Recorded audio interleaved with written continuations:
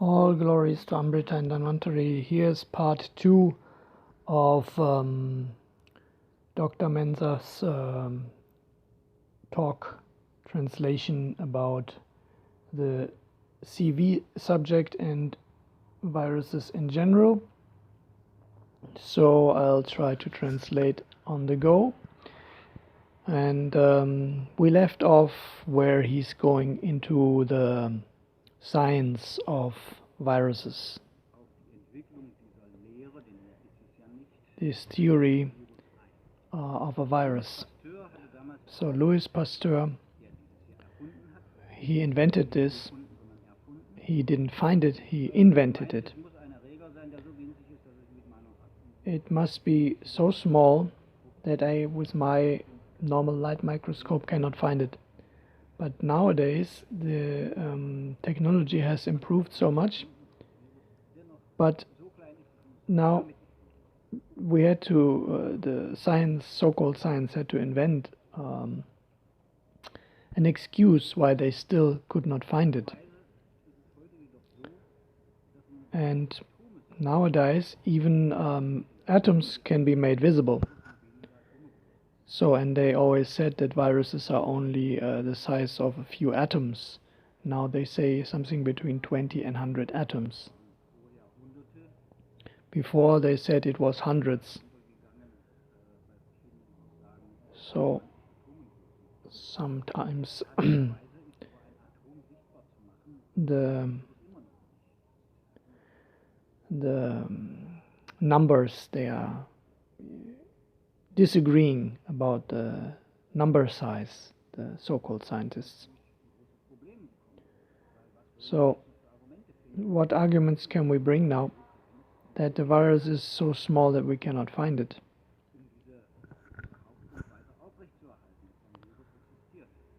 So how can we, can the pharma perpetuate the theory of the virus? And there is a paradox.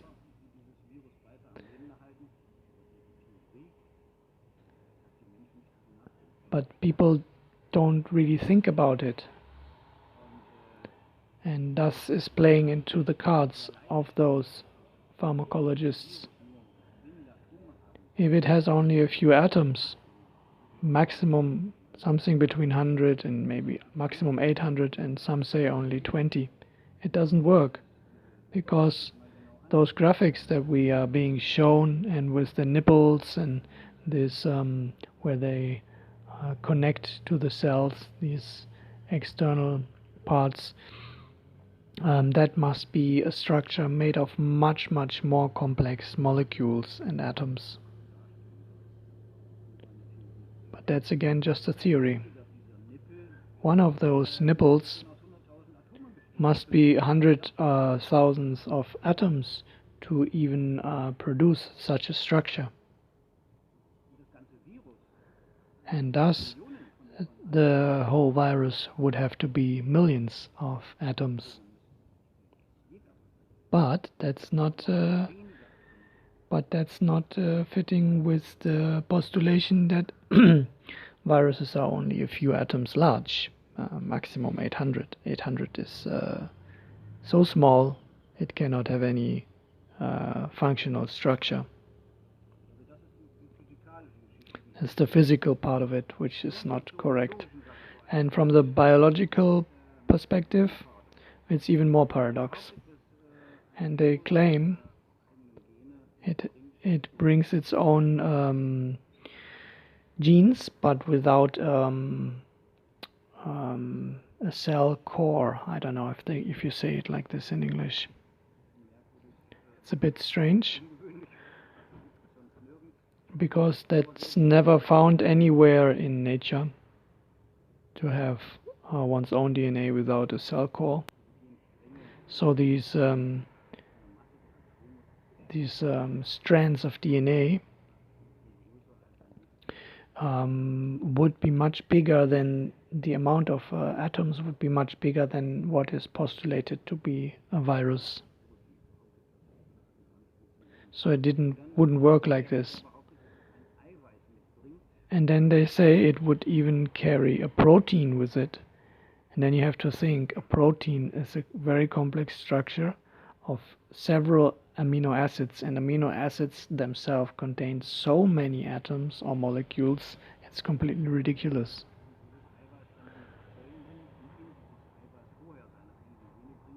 So it first brought its own genes into that supposed protein, and then that protein would enter the cell.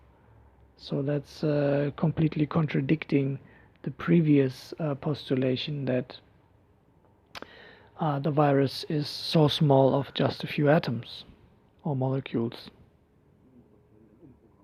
And that supposed thing, which has no life and thus has no soul, and in that sense also has no will to live or survive, supposedly reprograms the cells of the host body. So there's another contradiction there. It's a fairy tale.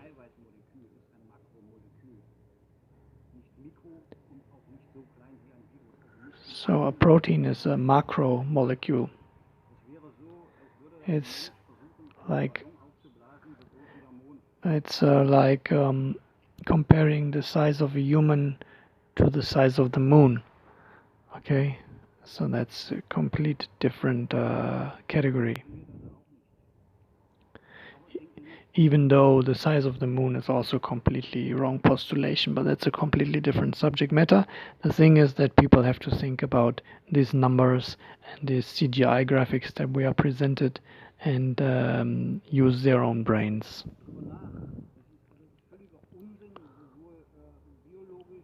So biologically and physically it's completely nonsense, and also chemically it's not functional. But who is thinking about it? So there is the problem is to have this faith in what the mass is telling, teaching, and the media is pushing, etc. So that faith in those so-called authorities, that is the problem. And what about all these children's diseases like measles and the likes? What about those? These are also viruses, they say. So then viruses must exist, right? So imagine.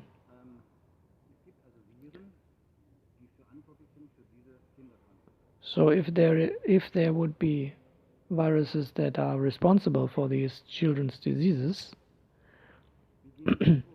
how do they work? How do they plan their strategy?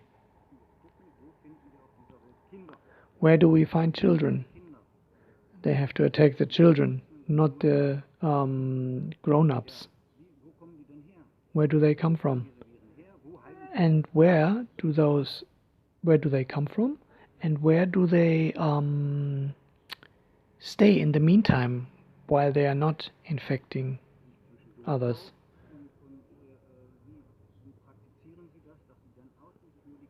And then how do they, from where they have been staying in the meanwhile, suddenly come to just infect the children?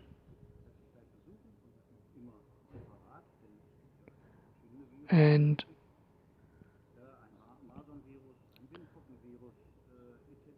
smallpox and all the different types of viruses.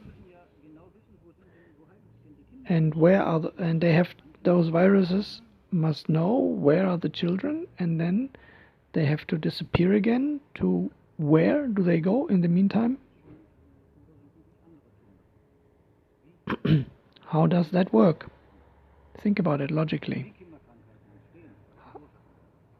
What are the reasons for children's diseases? And that we have investigated very thoroughly. And you can contact Dr. Menser and his institute and his clinic for the results of that. But now there are vaccinations against these children diseases, so isn't that a proof that there are these viruses? And so what they did, this institute and the scientists together with Dr. Menser, they also investigated and researched into those vaccines, and they found so many ingredients in those vaccines, but none of these so-called viruses. Many very toxic substances, very dangerous, and also remnants of cells, a lot of animals, remnants, cells, remnants, and other stuff. And there are also vaccinations against bacteria and other microbes. And he says that there is some value in it, which I myself doubt if there is a value in it, but that's a different question. But he is not against that. But even that is not working, he says, because the immune system does not recognize dead microbes as a danger and doesn't develop immunity towards dead microbes, which makes complete sense. I mean, if there is immune system, that's another question, and if there is immune system, how it works, it's again another question. But of course, why would the body be worried about some dead cell substance which is not alive? So it doesn't make any sense.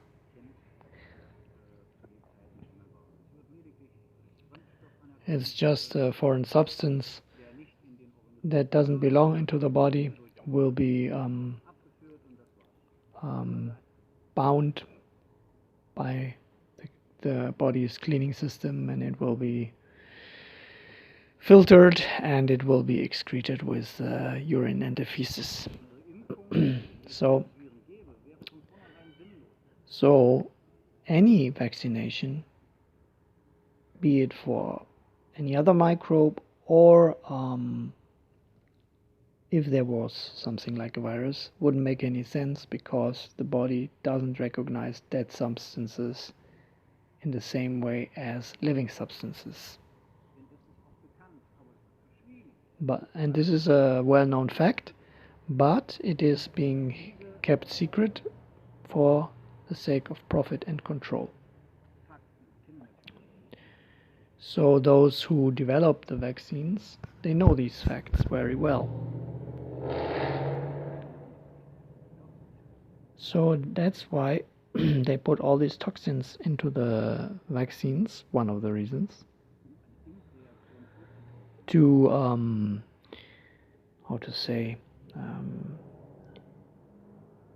show a supposed vaccine reaction of the body, to falsely show a immune reaction of the body to the vaccine, because it doesn't care about dead microbes, but those toxic substances, they create reaction in the body. And that's a very dangerous. Those children and the body system, the detoxification system and the so-called immune system is still under development. So these toxic substances, they can create lasting damages in the bodies of these very vulnerable and soft organisms, if you want, the children's, especially in the system, the nerve system, and organic organs, which for the detoxification, etc. But that is no problem for those who develop these substances and so-called vaccines for their profit and their control. And then if you have all this damages from the vaccines, then of course you have customers for the whole life, which you can give more toxic medicines which create more symptoms, and then you have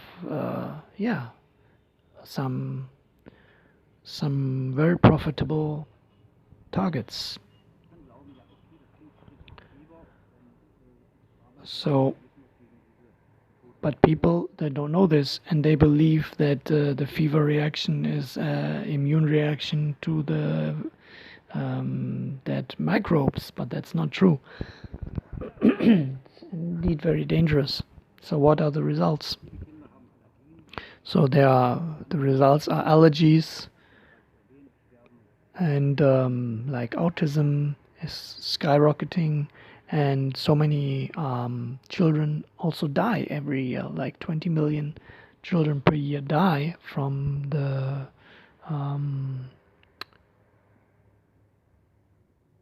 results or the effects of the vaccinations.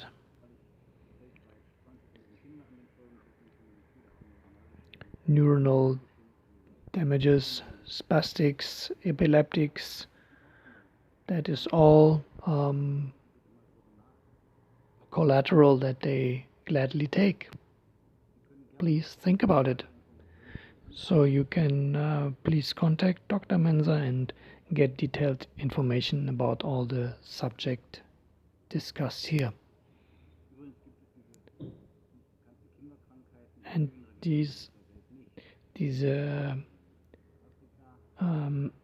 so-called children's diseases don't exist everywhere on the earth. There are different regions, for example in Africa, where you don't find these children's diseases. South America, some parts of Asia, they don't know these kind of children's diseases. How is that?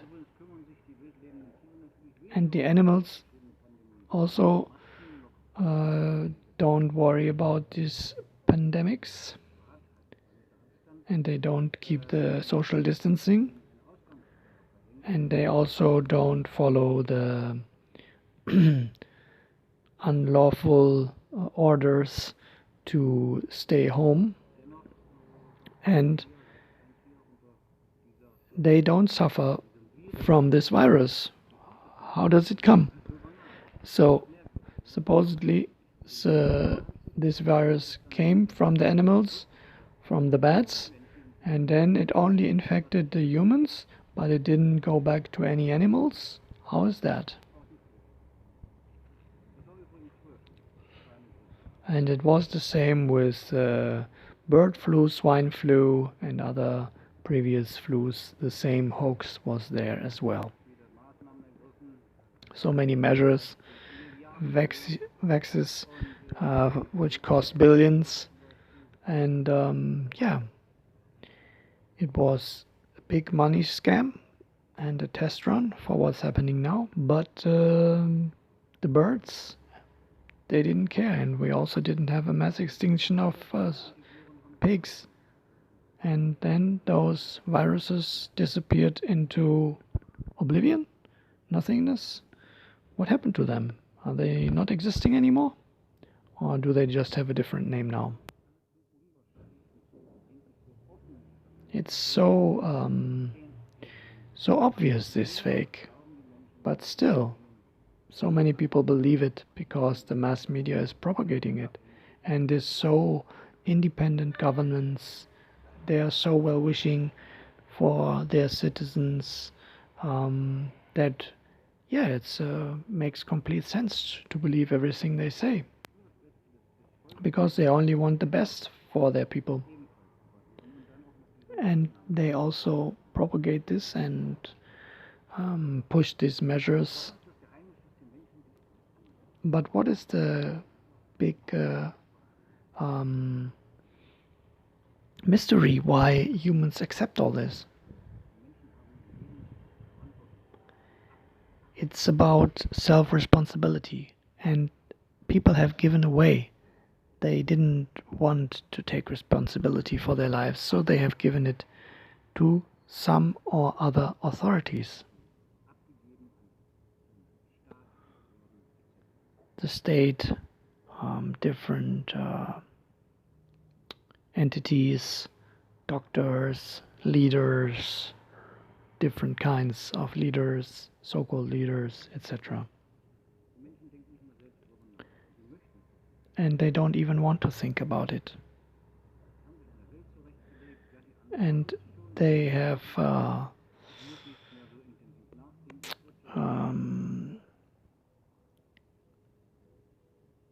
organized themselves, made themselves comfortable in a world where others think for them, and to make it a little bit more easy.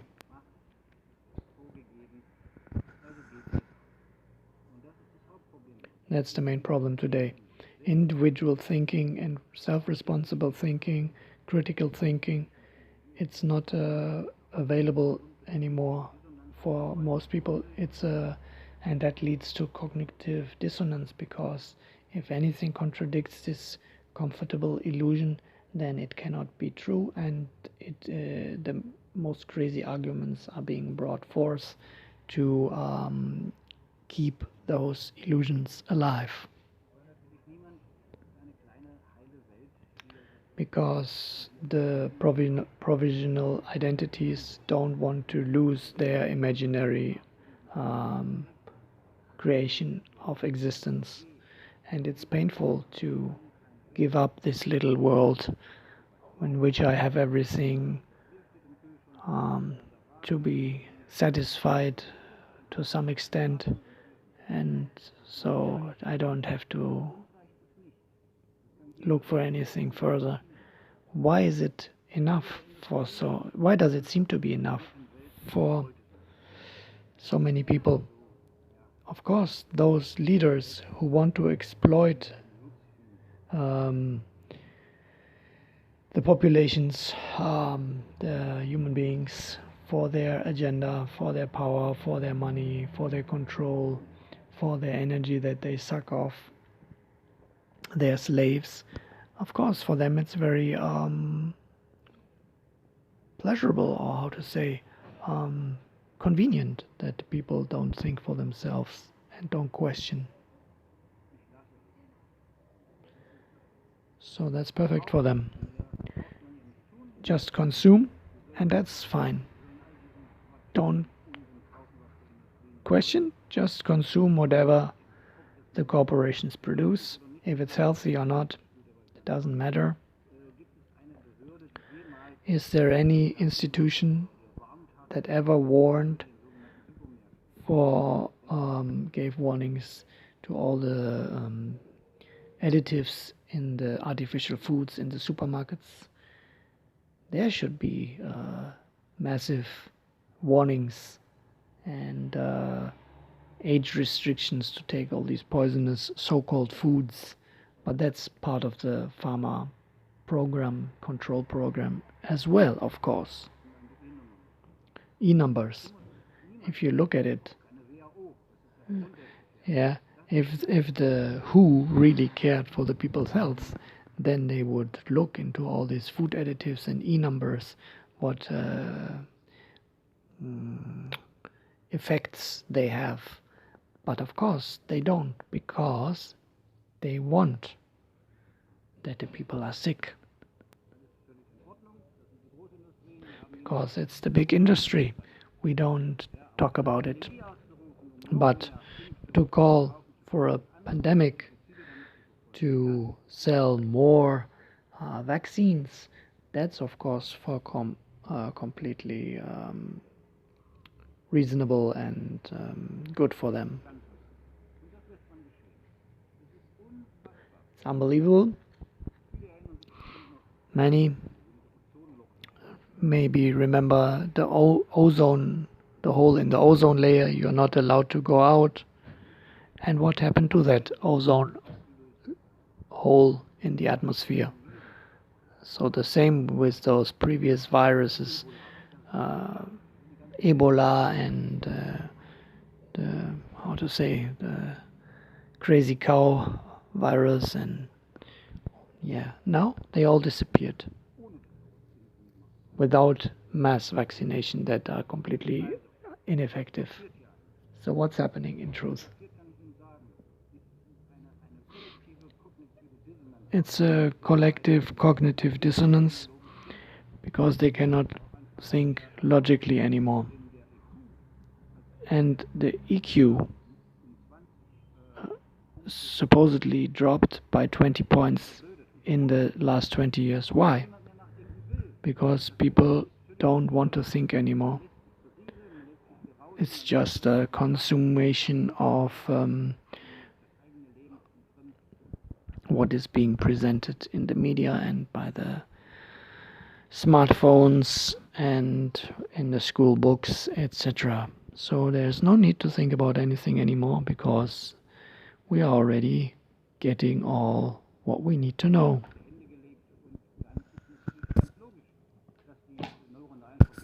So the neural connections, they go into a process of degeneration because they're not being used, because they're not being needed. So again, this was Professor H.C. Dr. Johann Menser, and he is part of the International Medical Association.com and viribusclinic.com. viribus-klinik.com and international-medical-association.com. So please start to think independently and live your life self-responsible. That is important for humanity, because otherwise we will be let down the drain and we will be used like animals. So I mean, it was a free translation that I did, and here or there I translated it quite freely, but the general thought strain was there. I think I also translated it a little bit more positively than he said at times, and the original is being banned on YouTube. You can find it on BitChute.